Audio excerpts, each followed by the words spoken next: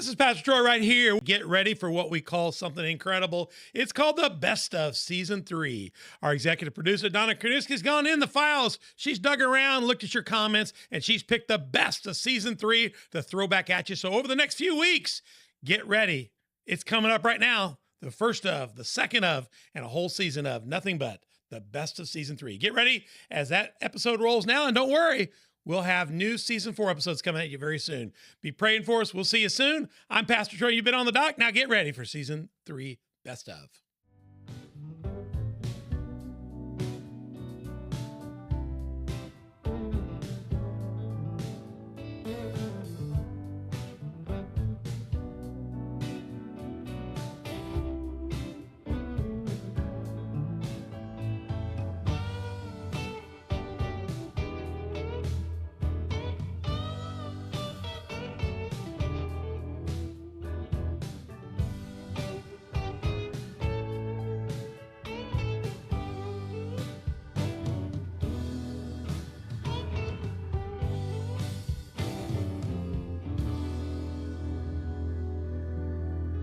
I love the sound of those keyboards being tickled by Mr. Dustin Griffith, who recorded that for us on the doc.org. Pastor Troy here every Tuesday and Thursday, dropping episodes that we hope will help you get your faith out of these seats. We want you in the seats wherever you are, in your car, your house, where you're watching this. We want you to sit down for a minute. We're going to learn a little bit. We're going to grow in faith in Christ, but we want to get you out of the shallows and out past that lighthouse. See, look, pretty picture.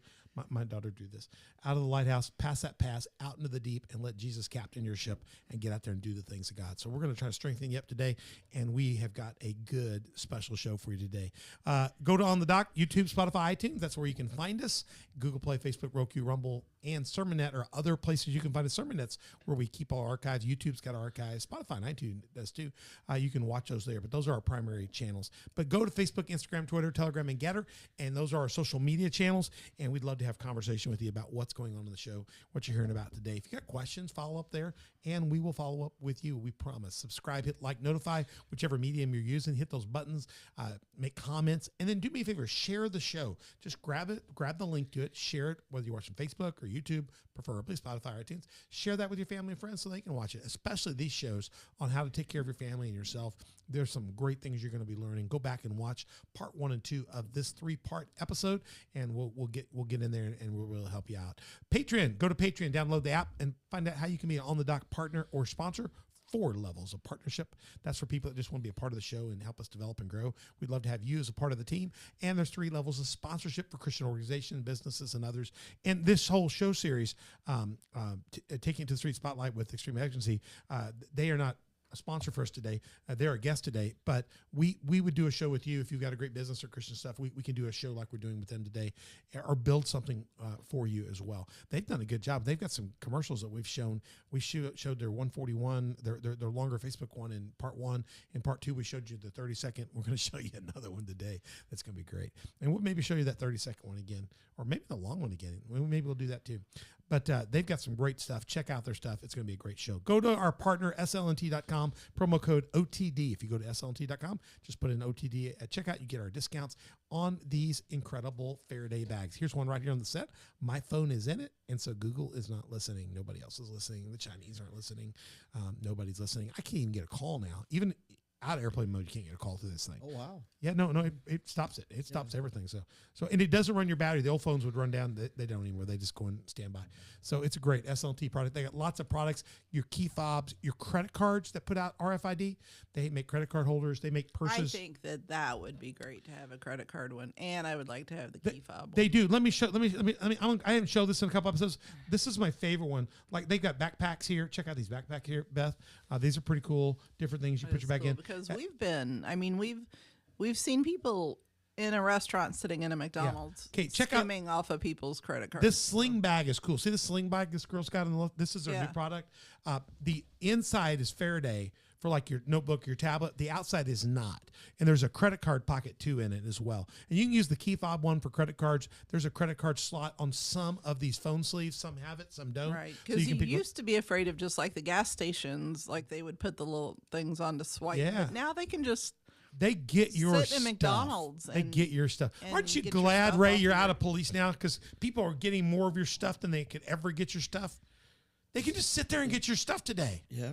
It's a tough time to be in law enforcement. It is. It is a tough time because people are suspicious of police because of all the political stuff, but then the same people are like mad if police don't show up, and then they want to defund the police, and then they go, "Where's the police?" Well, you defunded the police, ding-a-ling, you know.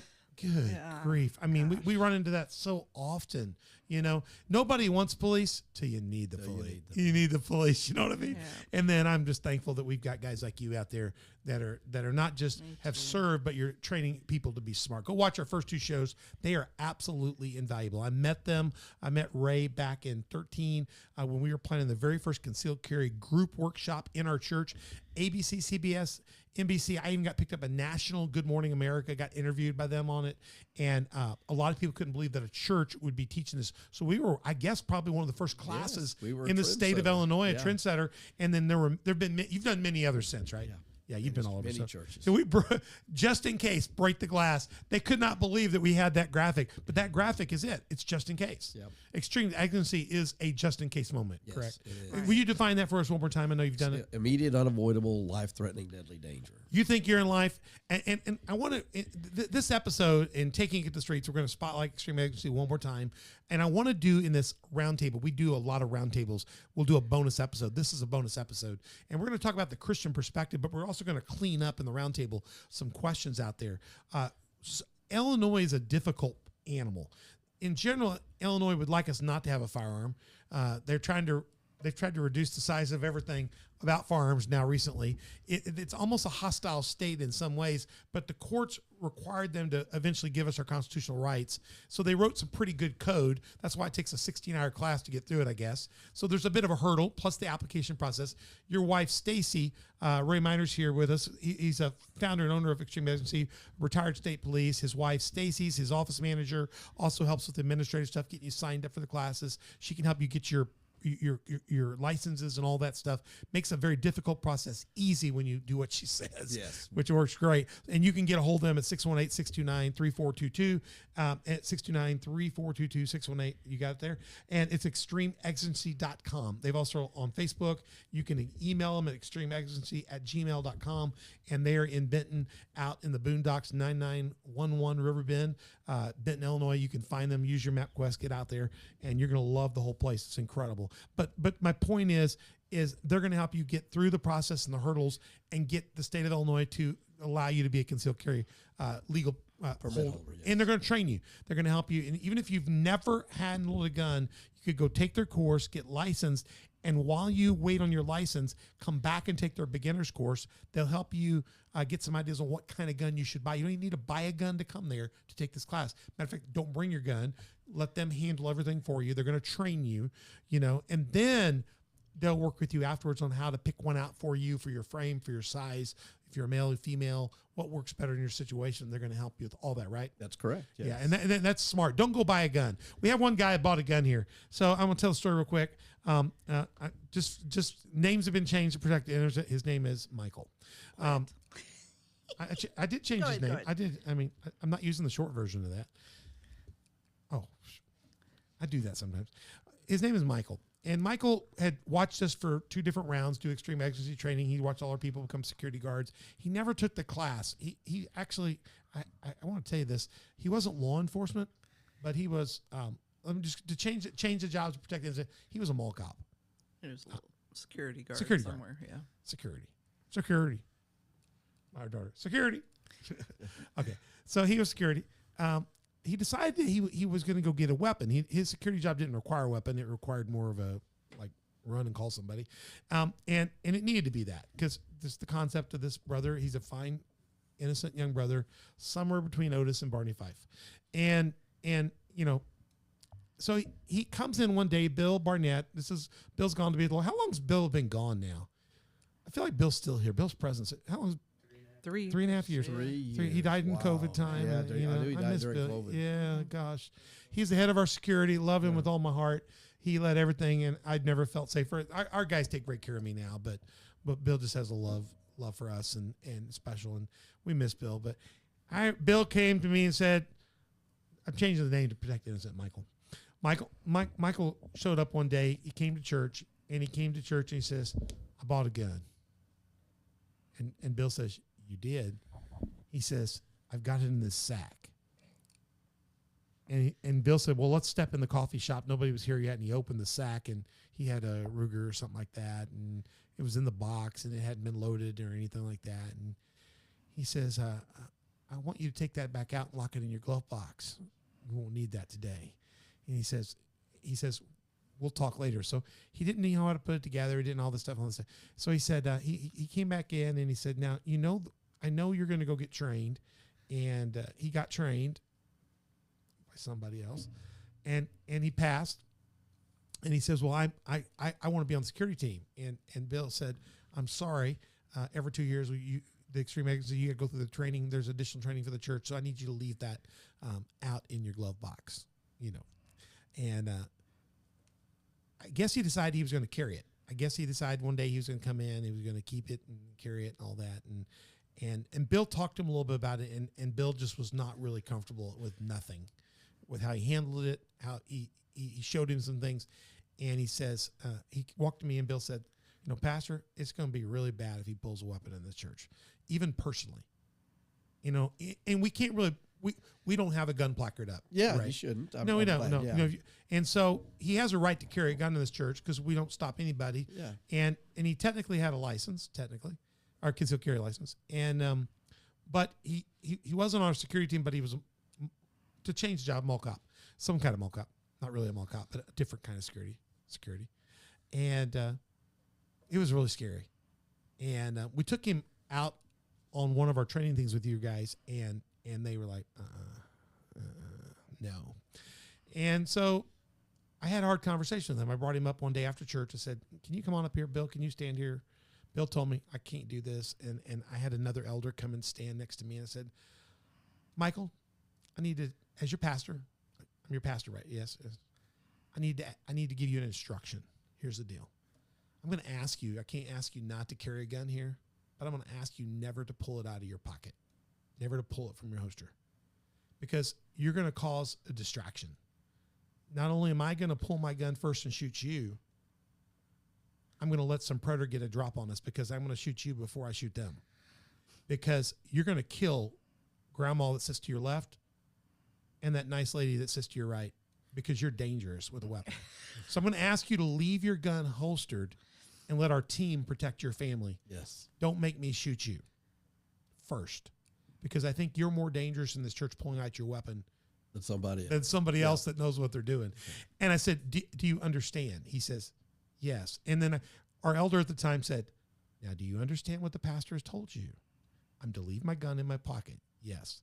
Bill said, "And I really think you'd be better off with it in your glove box." After that, he'd come in and say, "I left it in my glove box." I do say he did change churches soon after that.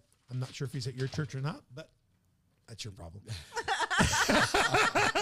The one thing I really appreciate about you guys is your guys are honest. No matter which of your professionals you work with, they will train you right technique and right process. Yeah. But there are people out there that just get a permit that aren't prepared really. Not mentally, or it doesn't mean you're safe. There's no mental aptitude test on this thing. No. That may be the one thing that bothers me more than anything about what the state of Illinois did with all their stuff. They didn't take a look at, whether you can rationalize this out enough. You've got to be proficient to shoot the thing, but do you have any thoughts about that? Well, I think that our legislators, that's part of why we have so much, when you think about it, 4 hours of statutory law is a long time. That's a long time. So I think that our legislators wanted our concealed carry instructors to concentrate a lot on the use of a firearm, when it's justified, when it's righteous. Right. And again, the use of a firearm, even if it's a righteous, if it's used righteously, it's still going to be a bad day. It's a bad day. I talk about, if grandma has to shoot somebody in their home, 20 years from now, 2 generations from now, the grandkids are still going to be talking about it. Right. It's an extreme moment. Yeah, it's that extreme action moment. Yeah. So, again, it comes down to that the conflict we avoid 100% of the time the one we win. we need to do everything we can for conflict avoidance. Mm-hmm. And that your Predators playbook helps people avoid that, but also in the class you're talking about everything else. And that leads us a couple of the other questions we wanted to get to before we get a little bit more into some of the Christian perspective.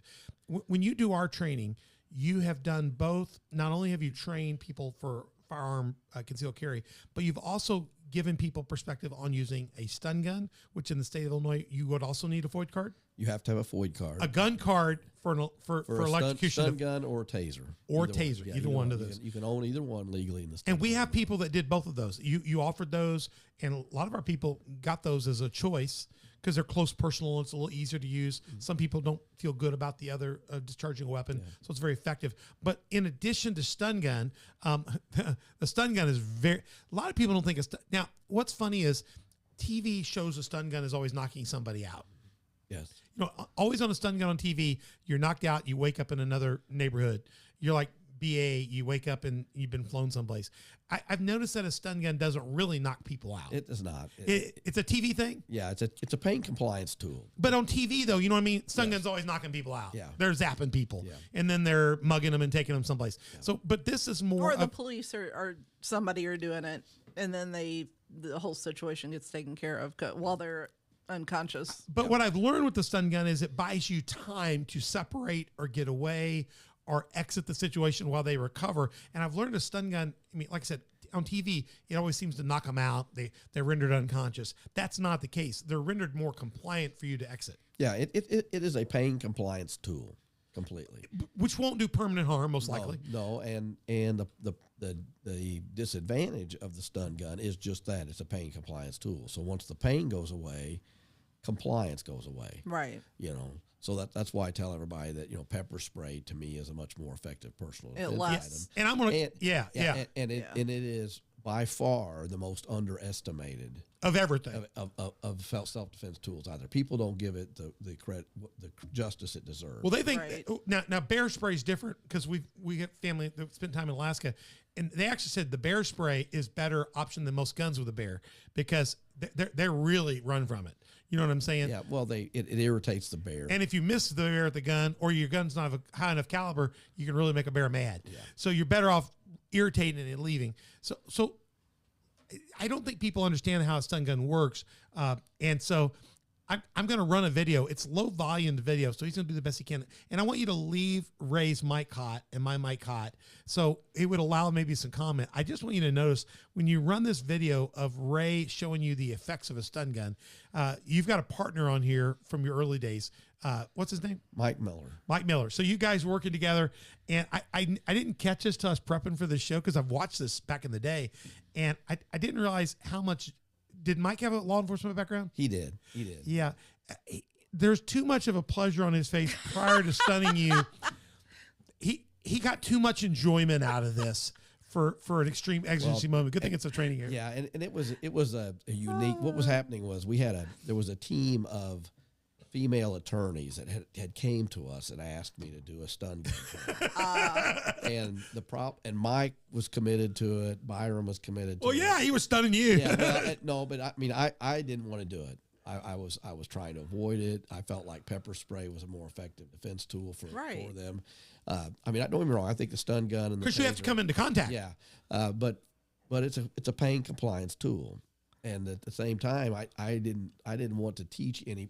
Because what was going to be was we was going to provide them with the training, and as part of the training, they got a stun gun. Right. And I just could not do that without having some sort of awareness of how effective or ineffective they were. Right. And every one of us on the team sort of said, well, I'm not going to let anybody stun me. I'm not going to do it. And it really came down to they were going to do the training without somebody being stunned, and I absolutely refused to train. Yeah, because on TV it knocks them out. It's not really completely false sense of what so I you can shake it off. Yeah, I had to know what just exactly how effective it was, and yeah, Mike got a big kick out of it. Yeah, he like enjoyed himself. And I shared with you that this was actually take two because we actually tried to do it the night. This was done live at the state fair. Oh God! Several years ago, and the night before we did it. but we couldn't because between them laughing and it was not a PG-13 experience. No, I understand. So I understand. So the next day we had to film it again, which and he already knew from the night before how it. Did you use a stunt double on the first one, or was it was me at the first? You were the victim both times. Yeah. Well, I remember one of the first times you talked to us about the stun guns, and you said whatever you do, if you get one, do not hand it to your college-age son and let him take it because they will your use kids it on will start stunning each other. Yeah, they do. Yeah, they'll be stunning your dogs. All right, check this out. You feel free to make comment, but please note the stunner's facial remarks prior to. Yeah, the problem I have with it, I try not to watch it because I get a pain in my side. and I know it's but I find myself touching my side. All right, crank it up. You have to crank it. Oh gosh. What we're going to do tonight is we're going to look at his face. Yeah, Mike is taking way too much. Look at his eyes. Yeah, his eye starts watering in a minute. What we're going to do is I'm going to. But this is a brand new stun gun coming right out of the box. Yeah, it's not even been charged. Oh, look. Listen to it. And using the stun gun to defend himself.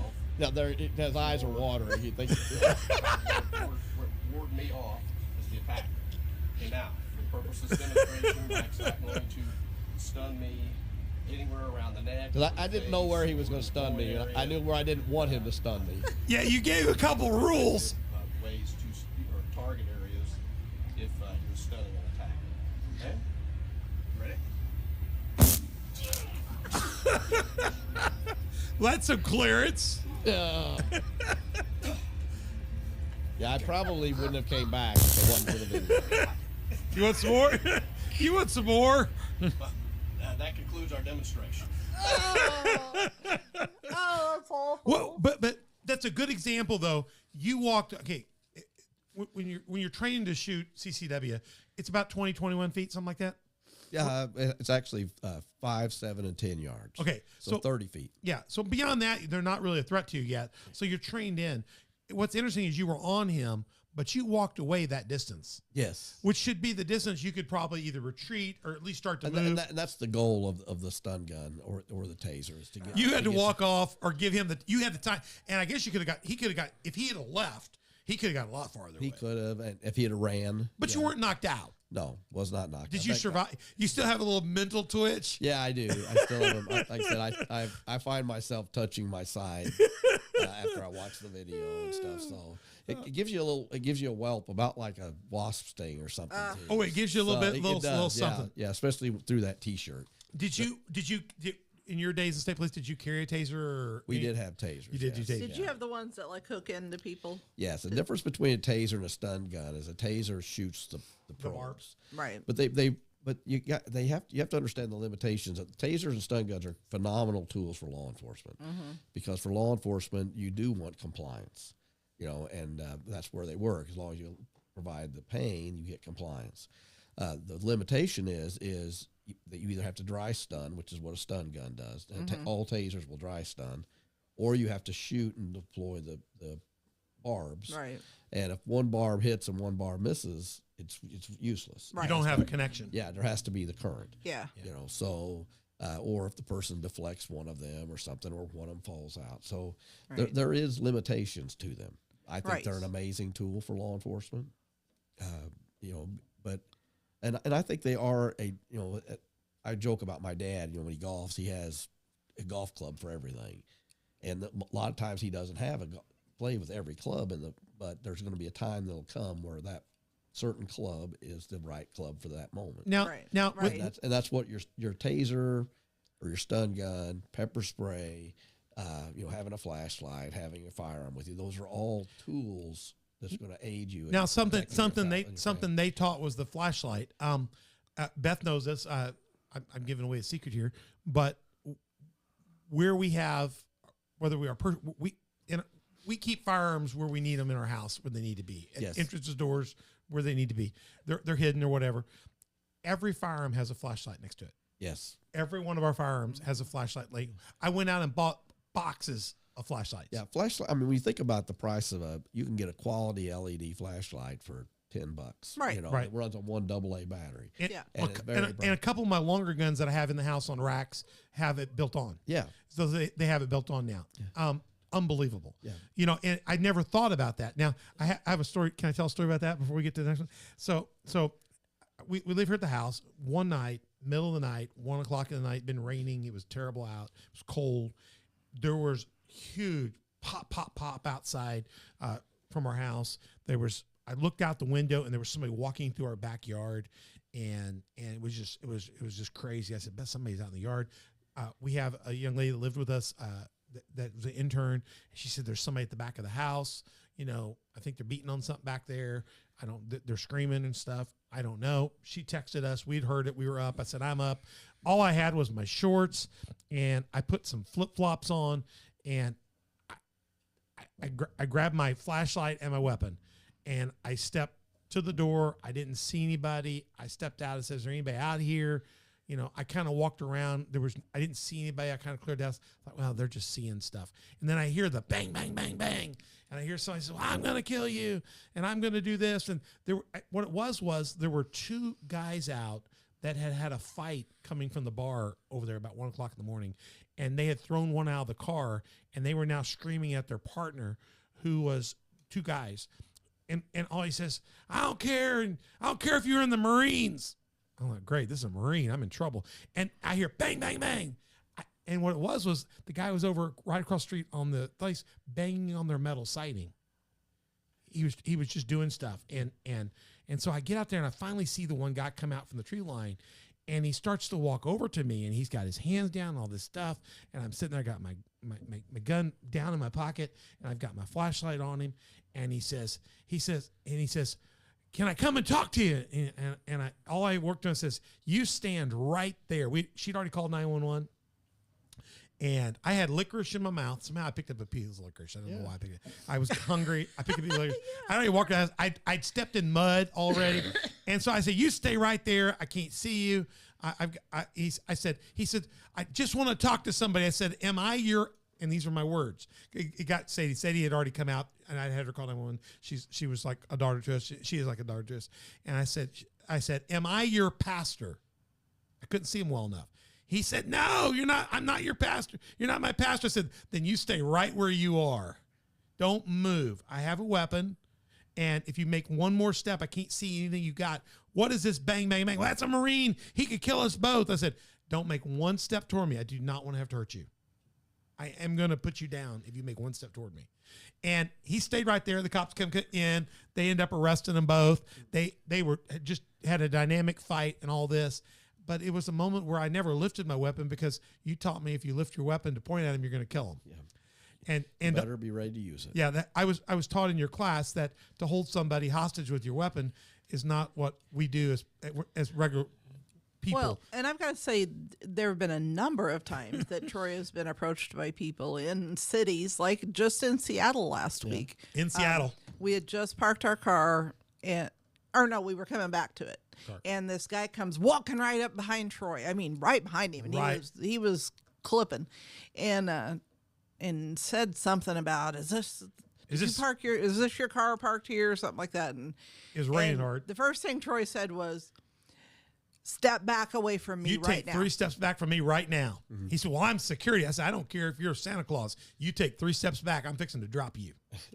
And the guy did. Don't make me hurt you. Yeah, that's what he said. Don't make me. He took 3 steps back. So, "Well, I'm security. I said, I don't care who you are. My car's registered by tag. You don't need to be up in my face. If you need to look at something, let me step away. My wife's over here. Don't." He walked away. We found out he was just con job. He just walked around the parking lot. He'd put on a yellow jacket on because it was raining, and he could look official and creep up on people. So that your stuff is just changed how we let people handle us. Had the same thing happen in Nashville. The same thing happen in Nashville. Yeah, we did. Same thing happened in Nashville.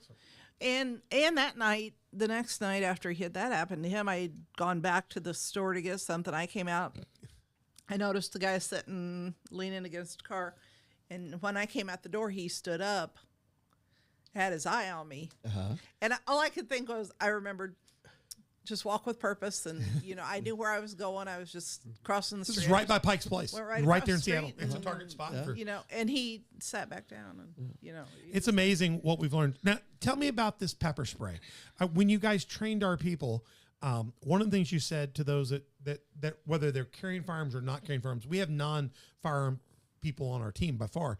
And what we do, we encourage them to carry pepper spray. And actually all of our lead people carry pepper spray because your guys have said that may be a much better and safer choice. And given the person may not be presenting a firearm or presenting a lethal weapon, but they may be a threat to other people, this is a different way to subdue somebody. Mm-hmm. And they've trained our guys on how to do that. Yes. What tell me the story about that. Well, pepper spray is, it became something that law enforcement pretty much used to replace the old CNCS tear gas that they had in canisters. And it's a natural product, so it doesn't ever hurt anybody for long term. Mm-hmm. Just for a moment, you think you're going to die, but your eyes are burning. Your eyes are burning, and it is absolutely the most underrated self-defense product out there. It is so effective. Even if somebody is on bath salts or they can't feel anything and they're immune to the heat or the pain. And we've seen that. We have seen that. I'm glad you said that because I know that sometimes with the taser that they can work right through that, right? They can, and the same way with there is a certain that's involuntary as far as the constriction, the nerves, what the taser does or a stun gun. But the same way with the pepper spray, it causes an involuntary constriction of the eyes. And they just cannot see. They cannot see. It doesn't matter if they're high or they can't feel pain. So they're still crying. Yeah, they may not be able to feel any pain, but they cannot see you. And of course, that's advantageous for you to pull away and get away from the situation. Yeah, and it is so effective. Now, you may miss everybody else, but if they taught us when we did it that you don't just spray it at them like you do raid to a wasp, but a figure eight. Figure eight or, Father, Son. I mean, you can do that too. Father, Son, Holy Ghost. Yeah. I mean, that's what I tell them. I said, let them know that we're cover the area. Yeah, and if they have glasses, hit them above the forehead. What's required? What's required for pepper spray in the state of Illinois? Oh, and I have mine here. I got it. Hey, show Mother Beth there. Yeah. All of my daughters, I have one. Yeah. I buy them two of these every year so they can have them in their purse, on their keychain. And ready it's got a little ring you put on your keychain. Oh, you've got yours too. I think everybody should carry pepper spray. I do too. Yeah. Our youngest daughter carries it everywhere. What's the age now? 21 for concealed carry permit and weapon in the state. What's the age for this? And you have to have a FOID card to have a stun gun. Stun gun. So they're the same. Yeah. So that's kind of strange for me. That's actually as effective or maybe more effective than that stun gun, but there's big age difference. There is an age limit even on the pepper spray of 18. Now, I tell everybody that if your daughter is 15 or 16, it's a maturity thing. I mean, I want my girls had it. I would err on this one, gentlemen, and just deal with it. But I would make sure that if she's dating some guy that's an idiot, that would want to play with it, I wouldn't want to do it. Yeah, but if she's responsible, that's what I said. So if your daughter is one of those that if your boyfriend looks at somebody else's rear end and then going to spray her, hose them down, probably not. She probably shouldn't have it, right? But for the most part, if they're mature enough and they understand that pepper spray is for their self protection. And my girls had it even much younger than 15 or 16. Oh, yeah. They couldn't have a firearm, so they had home units of pepper spray in their bedrooms. Yeah. Oh yeah. And they wake up, somebody's in their bedroom trying to. Yeah. So you can, and then there's all that controversy. Well, how about wasp spray? Well, wasp spray is not designed to do what pepper spray does. No. And is it better than nothing? Yeah, but your personal protection is worth spending the extra money. Yeah, and there's so many resources for this you can get. Yeah, everybody has it. Everybody carries it. Whether you can find good stuff on Amazon. Make sure to do some research. Though. Yeah, I tell everybody I'm a big fan of POM. That's POM. I'm also a big fan of Saber, which is what she's carrying. Mm-hmm. And how often would you replace them? Well, they'll last a lot longer than they say. They say replace them every 5 years. But, I mean... Do you season your food with them ever? I do not.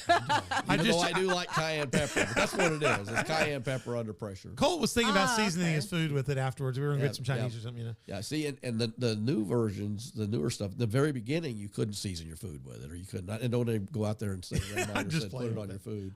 But it is a water-based projectile now. It used to be an oil-based.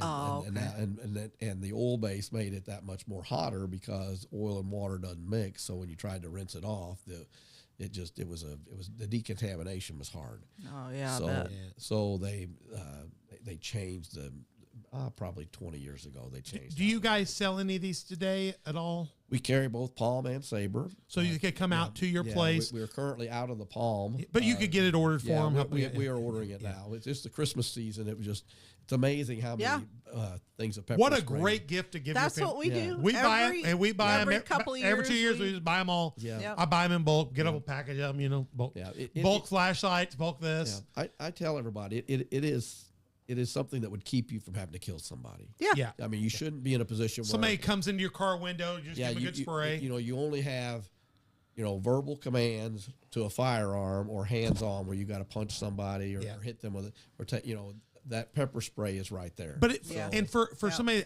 male or female, but I'm going to talk about somebody that's lighter, maybe female, lighter, weaker, a little bit weaker.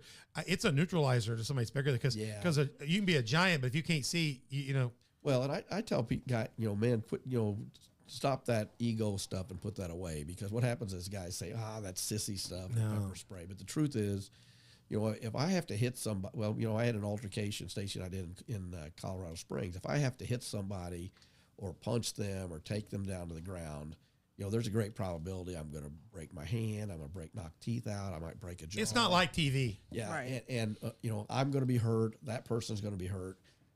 Where if I pepper spray them, they're going to hurt right now, but they're not hurt.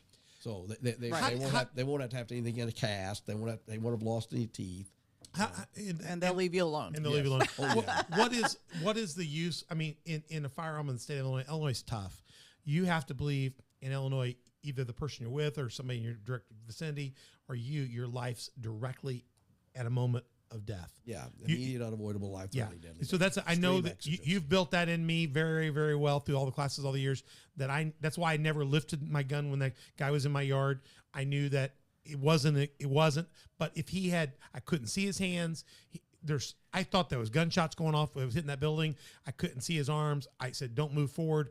It was dark at night. It was raining, and I said, "Please don't come any forward because you're going to create a moment for me that I don't know what to do other than shoot you." Yeah.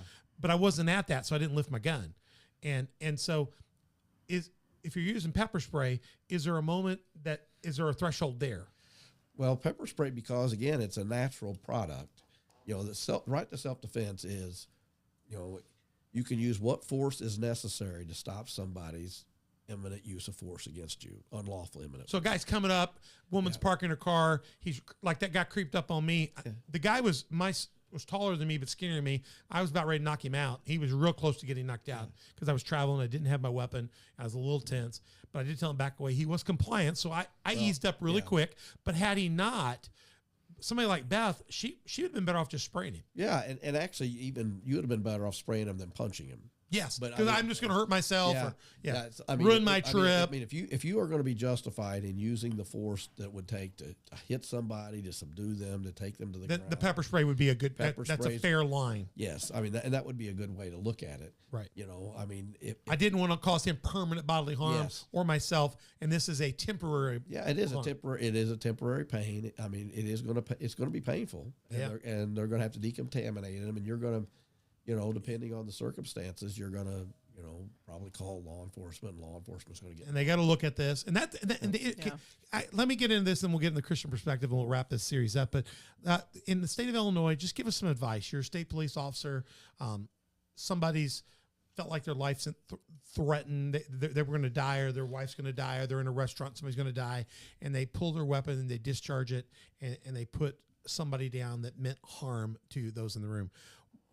What is your advice as law enforcement for that? What should their next actions be? Well, hopefully they've got their wife or somebody's called 911. Okay. And then that person needs to let law enforcement know that there is somebody's been shot. Yeah, and that not only that, there's somebody there with a firearm that is, a good guy. A good guy. So, my husband had to use a firearm, or he's used it, he's armed.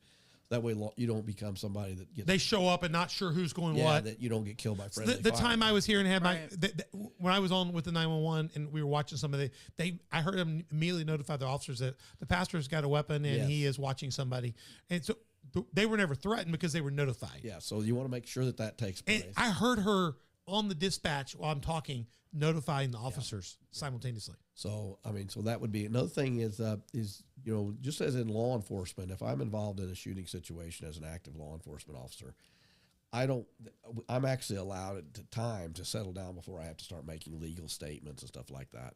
You don't want to tell somebody under a moment of stress because you're going to be in shock. Yeah, you should be. Yeah, it's a terrible thing. Yeah, even if it's a justifiable shooting. Right. So, what would you recommend? How would you purport if somebody, God forbid, whether you've had to whatever, what are your first?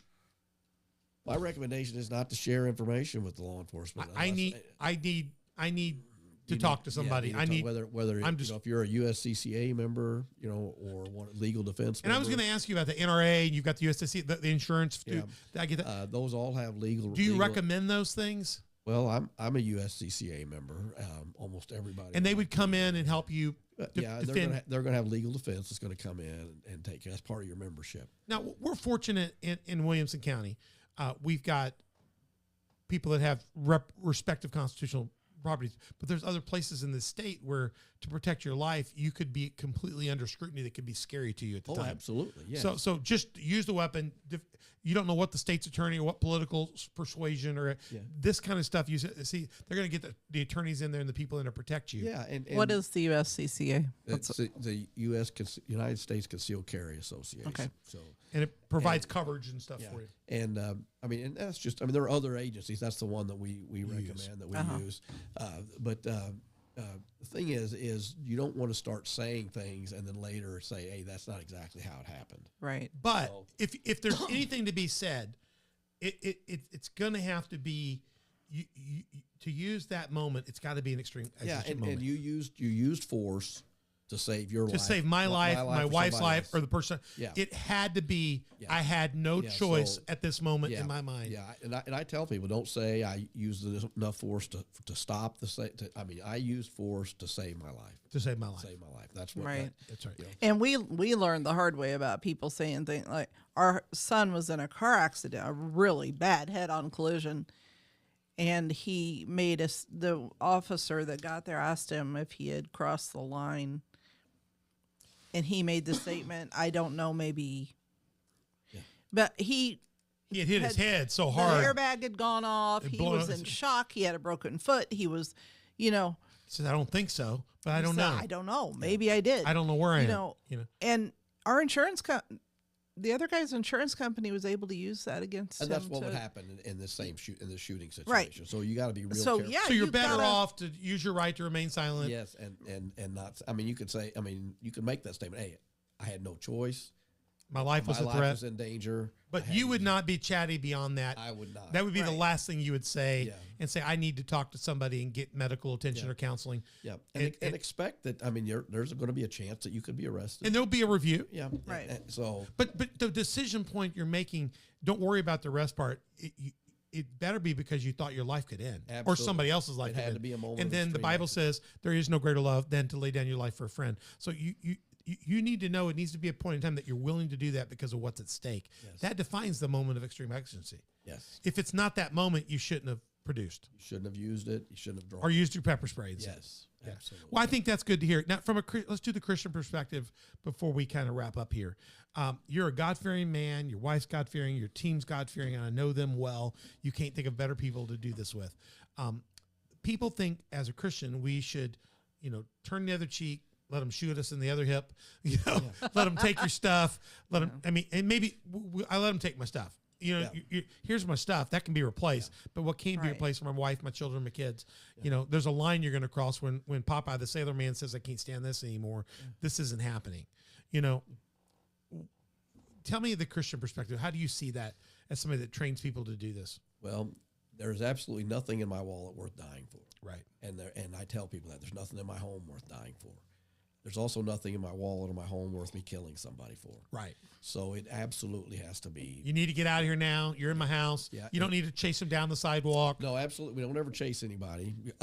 You never leave a secure position. Now, to be fair, I love my favorite movie is the movie Taken. I'm coming after you. I do a few things and I do them well. I'm coming to get you. But that's TV. That's again, it comes back to that. Remember, one of the past episodes we talked about what's our mission. right. Our mission is to protect our loved ones and our family. Right. And it would make no sense for me to, in this room, I have control of this room. Right. I don't have control of what's outside that room. Right. So if somebody flees and they leave, why leave a position of safety that's secure that I already know? Call 911. Call 911. Outsource your violence. I love that. Outsource your violence. Let the guys come that are sworn to protect. That's their job, and they don't mind filling out that paperwork. Yeah, absolutely. That's what they get paid and you won't for. have to get an attorney at $250 to $300 an hour retainer. So outsource your heavy work. Yeah, absolutely. Absolutely. Why do it? I mean, whenever. And with everybody having a cell phone largely today, it's easy to call 911. They're on the phone almost instantly. I have to tell you though, this is funny. This is not funny at all.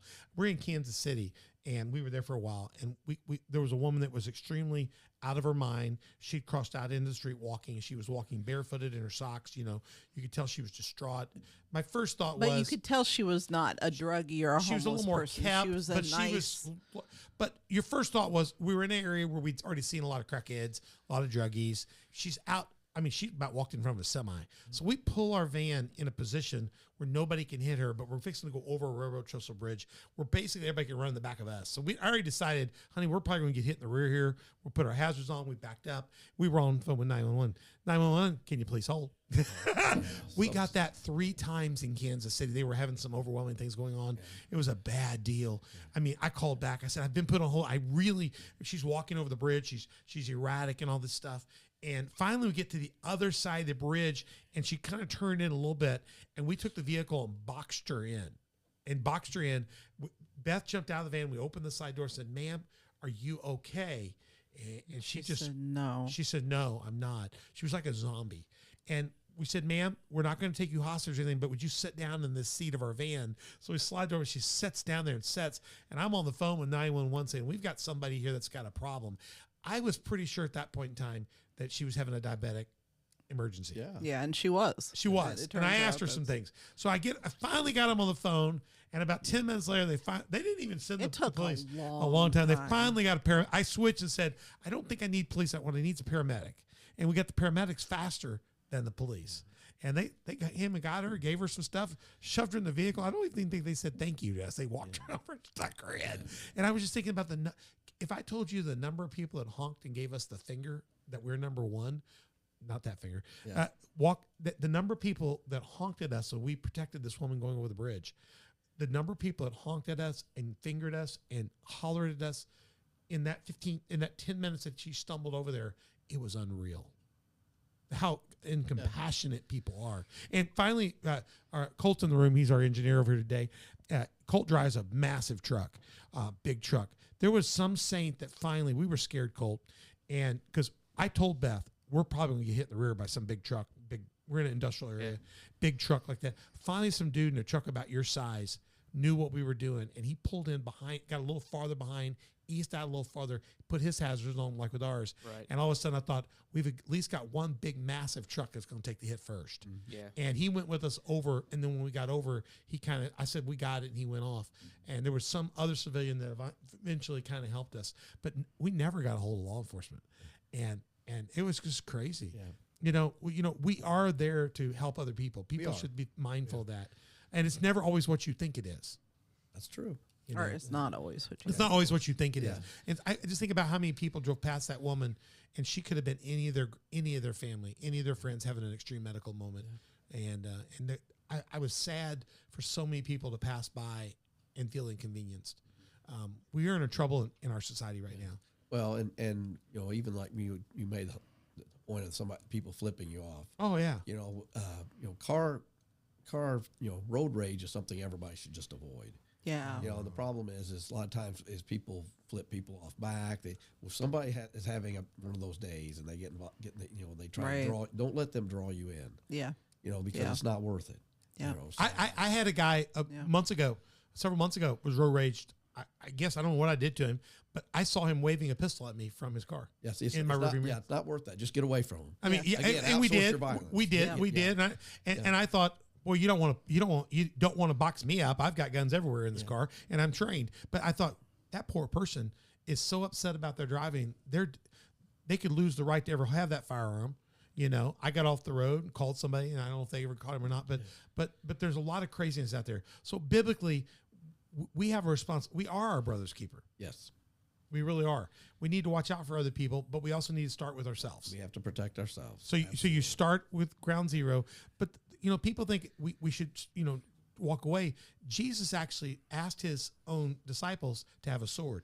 That the Bible actually calls for self-defense. It actually if a thief is in your house and it's in the night and you can't see and they were going to attack you, you can defend yourself. But it also says if you know who they are or it's daylight and they can just take the stuff and leave, you should let them leave. Yes, exactly. So even the Bible defines just taking the stuff, let them go, from the possibility of you having an extreme exigent moment. Yes. Isn't that interesting that the Bible... Yeah, the Lord is very clear. In Exodus, it talks about Exodus, yeah. That you know, the thief found breaking in, if he is struck that he dies, there shall be no guilt on his bloodshed. But if the sun rises on him, you can see his hand, you can see what he's doing. Yeah. It's just taking stuff, let him go. Yeah, I use in my class the example of your flashlight. You know, if your flashlight's working and you shine the flashlight on him and you can see it's just a kid, you know. Right. And then on the other hand, if your flashlight goes out and you don't have a flashlight, you don't know if it's a kid in there or if it's a, somebody, right. The serial rapist or the axe murderer. And it changes everything. And that's why you need to be more prepared. And that's what the Lord's saying. You know, if the sun is, the minute you know, and the truth is we can say whatever we want to justify 12 people are going to have to decide that it was a moment of extreme exigency. Right. What would they do if they were in your shoes? And they're going to have to decide it was reasonable, knowing your history, your background, your rolling resume, like I like to call it. But the thing is even if the jury agrees with us, we're going to one day face a maker that knows exactly what was going through our mind and exactly what we was thinking. And the Bible says it's a life for a life. So it would have to be a life-threatening moment. Absolutely. Immediate, unavoidable, life-threatening, deadly danger. The line. Yeah. So it's very clear. We're not called to walk away, but we are called to be intelligent and smart about the decisions. Yes. And if it's just your stuff, it's just your stuff. It's just your The stuff. Lord giveth, the Lord taketh away. Everything we have is a But if it's going to be the life of your family, your kids, then the Bible's got clear prerogative. And Jesus instructed the disciples to even sell stuff to get a sword as they went out for self-defense. Yes. So the concept, now, I know we can get into military and all that stuff. There's a whole different world about that. Yeah. There's different rules there. In the military, back to that mission, the military has a different mission than we have. They do. Their mission is to go forth, conquer, take ground, take their stuff. Right. And defend our borders. I mean, and then you have to decide if that's a just war or not. There's rules. There's things in the Bible about just war or not just war. Our mission is to protect our loved ones, our family, be productive members of society, do the right thing. Yeah. Treat people with the fruits of the Spirit. And law enforcement also has other mandates that are greater than ours. And so they'll use different levels of force and decision and training, and they have different mandates and rules. But even with law enforcement, it's immediate, unavoidable, life-threatening, deadly danger. We saw that in the recent court cases. Yes. And everything. I mean, people can say what they want, but about those court cases, but if you step back and look at it, it's hard to look at those and think that any of those officers was in immediate, unavoidable, life-threatening, deadly danger. And so you're saying that you have a list of tools, and you need to be able to scroll through those tools and know what's appropriate to use at the time. Absolutely. Appropriate force, appropriate. And that's true for us as well. The appropriate force may be to walk away, to not be in the position to be smart or to, wait on help, but to be careful of that. And that seems to be what gets a lot of this in trouble. Yeah. And it's tough because when you're in that extreme moment. I had an incident that happened at a Casey's one time, and that's exactly what happened. The guy was a little mouthy, got thought I stepped in front of him, and I just, that's fine, step on up there. And then after the guy walked out, the guy said, "You're the extreme exigency guy, aren't you?" And I said, "Yeah." He said, "Man, that guy didn't know who he was messing with." Wrong guy. Wrong guy. But I just thought, you know what? It's not worth getting into an argument that might escalate into a shooting situation over a cup of coffee. Yeah. We were going.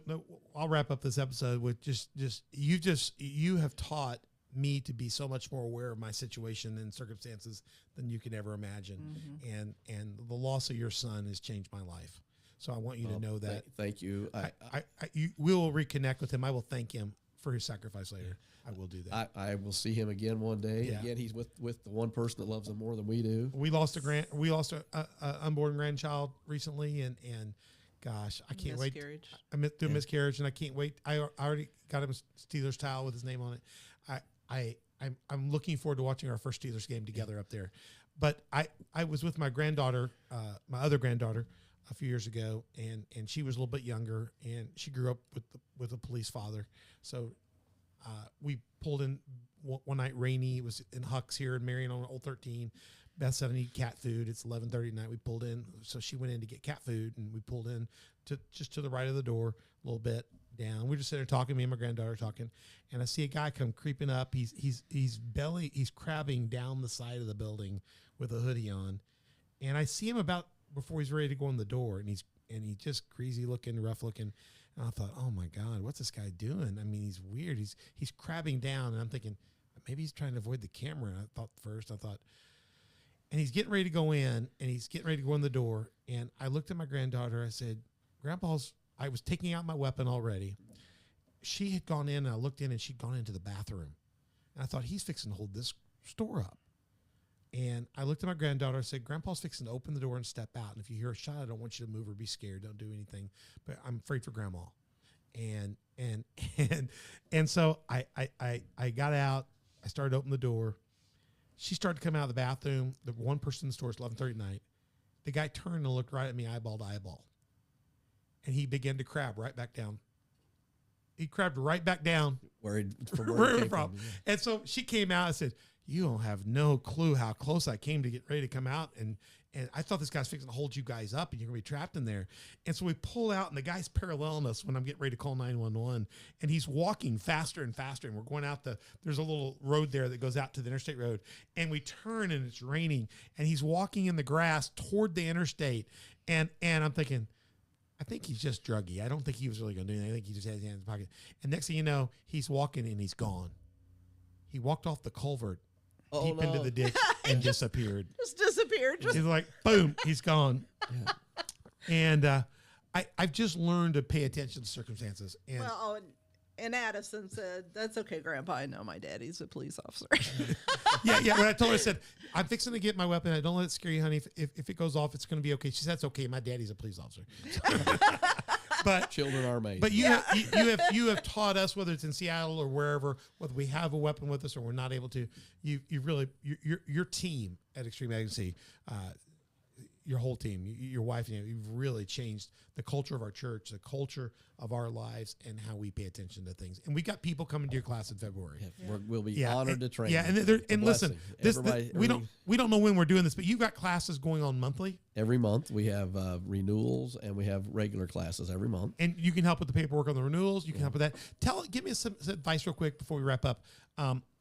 There's an Illinois license, but there's also a Utah and a Florida. I carry all three, which opens up the number of states that I can carry my weapon in. They were much more prevalent and much better before when Illinois first got their permits, because we mentioned earlier in an earlier episode that other states do recognize Illinois now. Right. So they were a lot better, I guess you could say, bang for their buck in the early years. And they're less now. Yeah, less now, but they're still a great tool.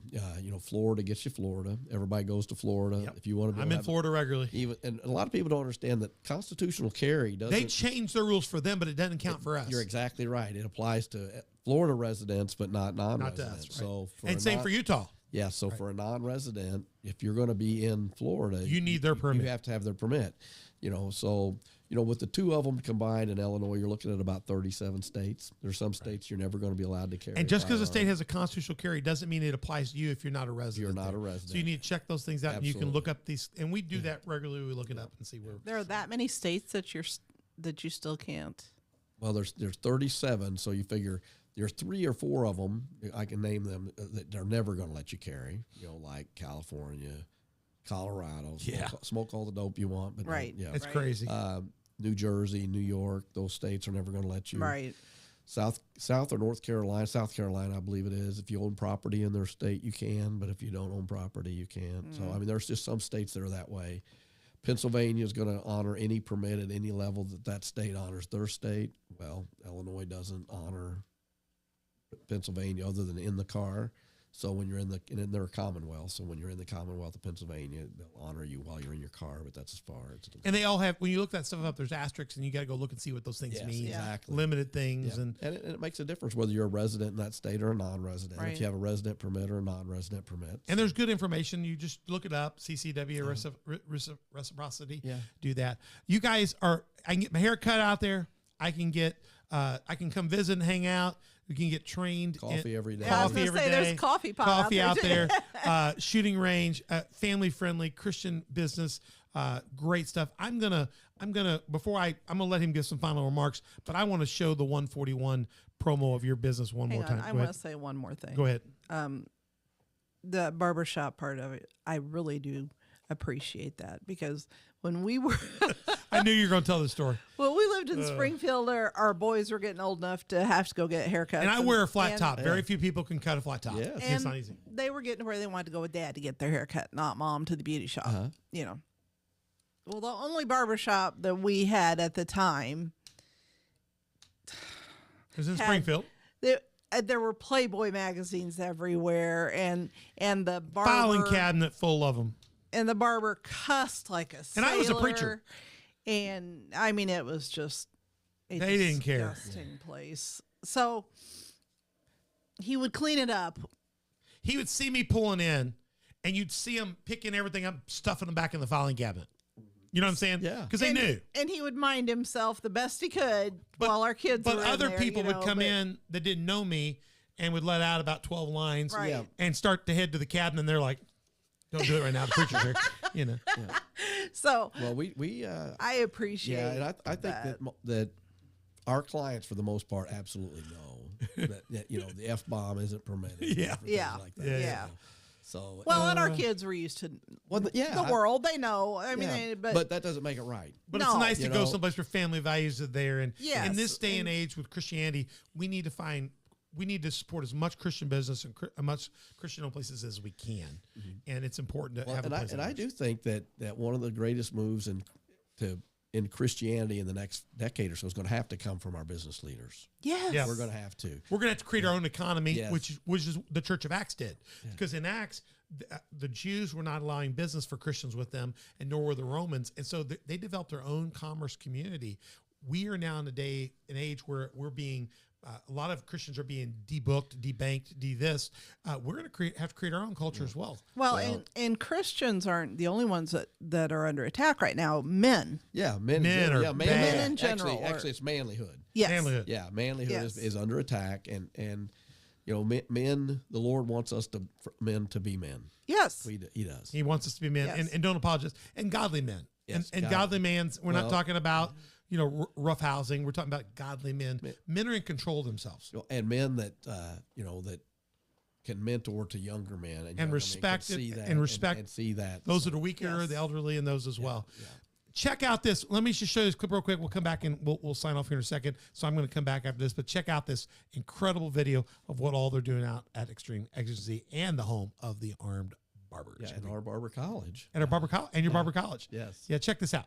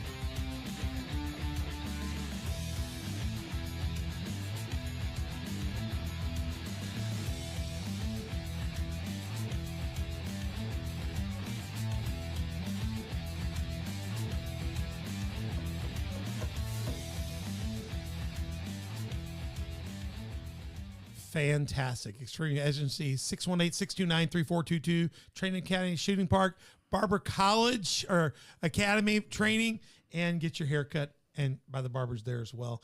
Go check that out, extremeexigency.com. You can check them out. We'll have that in our show notes today.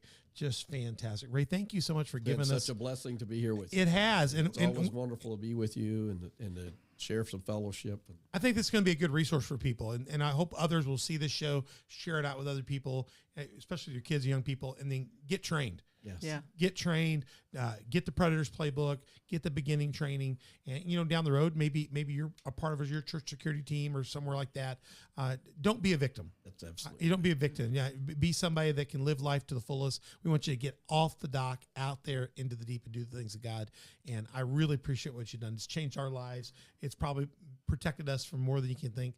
And it also, like when different things have happened, even though there's scary moments, I've never felt like I'm not necessarily in control. It doesn't mean something bad can't happen. And that's part of it is we do fight from victory already. Yeah. That's right. And we do it with a biblical cause. We're excited. I know our church team will be out there soon, and as soon as it warms up here, we're going to be out requalifying our guys and getting our guys kind of updated on stuff. Too cold right now. Too cold right now, and we got people coming to take classes. They can come monthly, get in your classes. Yes. If they already have theirs and need the renewal, they can see you. We still train our veterans for free. I like that. We have a veteran That's coming, great. and we have a veteran coming Yeah. in this next class, I know, with that, and we're excited. And I'm always reminded that my wife is my strongest security person because she was trained by you. Yes. No doubt. No doubt. I've seen her shoot. Yeah, she can shoot. She's very lethal. Yeah. She's very, very, very lethal. Go to onthedoc.org. I'm Pastor Troy here, and we want to have you come out and check out all the shows and stuff. Onthedoc.org. It's our website that gets you links and all that. You can find out more about this show and other shows and connect with Ray. If you got questions, email us at info@onthedoc.org, and we can get you information and details on that. Ray, it's, again, just a pleasure. They can go watch us on YouTube, Spotify, and iTunes. There's other shows that you can watch it on Google Play, Facebook, Roku, Rumble, SermonNet. And we'd love to hear your opinions. Go to Facebook, Instagram, Twitter, Telegram, Getter, and let's have conversation and share these links out through those mediums so people can find it. Then hit subscribe, like, notify, tell other people about it. We'd love to hear your comments. And we'd always love to have you as a Patreon partner or sponsor. 4 levels of partnership, 3 levels of sponsorship. Go check that out. Go to Patreon, download the app, find On the Dock, and you'll see it. And go to slnt.com, get you one of those Faraday bag products, protect your key fobs, your credit cards, your phones, and those things when you're traveling. And when you think suspicious things are around, you just want some privacy. You want to go be away and just put that away, and people won't take your stuff. Go to slnt.com/discount/OTD. Check that out. And we'd love to have you at church here at Community Faith Church. I'm the pastor here. We host this show here on the grounds. We love to have you at On the Dock. But if you don't have a church home, we're at Sundays at 10 o'clock, Wednesdays at 6:30. Ray goes to Cornerstone Church, also here in Marion, out by Sam's Club, out there in the old Friday night, Friday night and Sunday. Yep. Go check them out too. Another God-fearing church. The key is to get in church, get your family in line with the Lord Jesus Christ, and then go out and live for Him. Absolutely. And excel for Him. We want you to do that. So we've enjoyed this entire show. We'll have more shows coming up for you. We have more Taking It to the Street Spotlights. We've got some Building a Stronger Church series coming your way and other special things coming up in season 3, and we're looking forward to it. As I wrap up here, Pastor Troy, along with Mother Beth. Thank you, Mother Beth. You've been great today. Been great. Got the pepper spray out. Yeah, I'm ready. She's ready. Don't mess with Mother Beth. She'll This has been a great show. I've really she'll enjoyed pepper it. you. I think this is going to be helpful to a lot of people. Share this with other people. Yeah. As we go out, we're going to let you see a little bit more about our new partner, SLNT. You can learn a little bit more about their products and what you want for there. So as I sign off, and we look forward to seeing you in our next episode. Check out this, and we'll see you soon. I'm Pastor Troy, Mother Beth, with Ray Minor and Thank Cole you so much. over there. Good to have you, and you've been on the dock. Now check out our product with SLNT. We'll see you soon. There are more than 8 billion phones in the world, a fact that threatens your privacy, security, and health. With Silent Pocket Faraday protection, you can regain control over your mobile devices. We get it. Privacy and security are inconvenient topics, and you may feel like you have nothing to hide, but the fact is that in the modern world, your laptop is never really off. Your phone emits a signal, even in airplane mode. And everything from your passport to your credit cards contains RFID, and all of it contains valuable private information that is easily exploited in the wrong hands. Silent Pocket offers a range of products you already use: wallets, bags, travel gear, laptop sleeves, key cases, but with the added protection of our patented Faraday technology, which turns your devices invisible and safe from the outside world. Many industries, from top business professionals to government officials, require the use of Faraday products for the day-to-day security of them and their staff. They understand that we are constantly at risk and take the necessary steps to prevent future attacks. We offer this elite technology to anyone that values their personal data, and we are proud to offer a premium range that fits seamlessly into your everyday life, providing security without looking like a tinfoil hat. As we learn to live with technology, Silent Pocket stands on the 3 pillars of privacy, security, and health. Our goal is to provide harmony with mobile technology without risking our most valuable information. We hope you'll trust us to help you do the same.